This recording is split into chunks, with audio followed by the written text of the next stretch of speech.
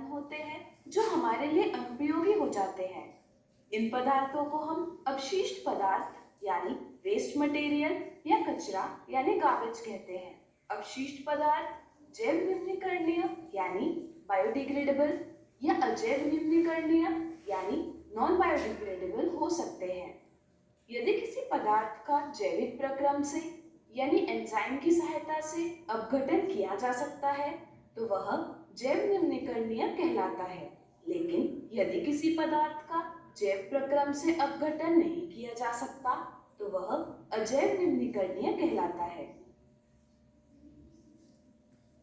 हमारी जीवन शैली में सुधार के साथ कचरे की मात्रा भी बढ़ गई है। साधारणतः कचरे का निपटान करने के लिए इसे खुले मैदान में फेंक दिया जाता है।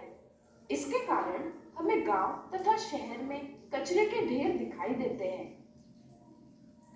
आमतौर पर जीवाणु जैविक निम्नीकरणीय कचरे का जैविक प्रक्रम से अपघटन करते हैं और प्राकृतिक तौर पर इन पदार्थों को सरल पदार्थों में परिवर्तित करते हैं।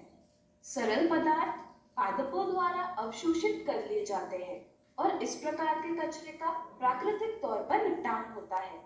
यह प्रक्रिया मुख्य रूप से कवक और बैक्टीरिया द्वारा की जाती है जो प्राकृतिक तौर पर जैव निम्नीकरणीय कचरे का अपघटन करके पर्यावरण की सफाई में मदद करते हैं। लेकिन जब इन पदार्थों की मात्रा अत्यधिक होती है तो पर्यावरण में कई समस्याएं उत्पन्न होती है, जैसे दुर्गंध, बीमारियों का संक्रमण इत्यादि।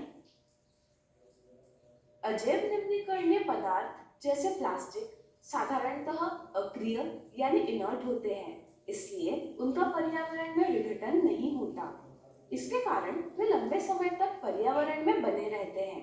इनके कारण समस्याएं जैसे नालियों के बहाव में रुकावट, बाढ़, बीमारियों का फैलाव इत्यादि उत्पन्न हो सकती है। दोनों कारकों में वायु, जल तथा मृदा प्रदूषण भी होता है।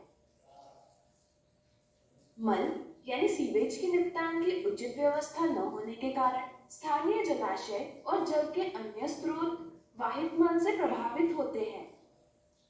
उद्योगों से निकलने वाले अपशिष्ट जिनमें गैस, कूड़ा कचरा, धातु के लवण एवं तरल अपशिष्ट सम्मिलित हैं, बिना उपचार यानी ट्रीटमेंट किए पर्यावरण में छोड़ दिए जाते हैं।